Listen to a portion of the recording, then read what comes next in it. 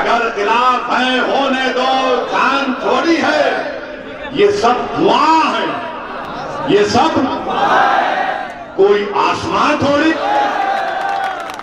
लगेगी आग,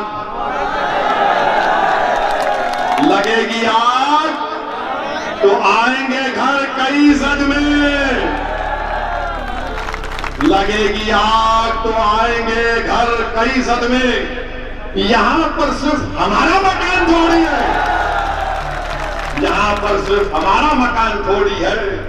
मैं जानता हूं कि दुश्मन भी कम नहीं, लेकिन हमारी तरह हथेली में जान थोड़ी है, हमारी तरह हथेली में जान थोड़ी है। जो आज साहिबे मसनद है कल नहीं होंगे, किराएदार है जाती मकान थोड़ी है। और फिर राहत साहब ने उन लोगों को कहा जो हमको कहते हैं कब्रिस्तान या पाकिस्तान या शमशान, अरे सुनो दीवानो, सबका खून है शामिल यहाँ की मट्टी में, किसी के बाप का हिंदुस्तान छोड़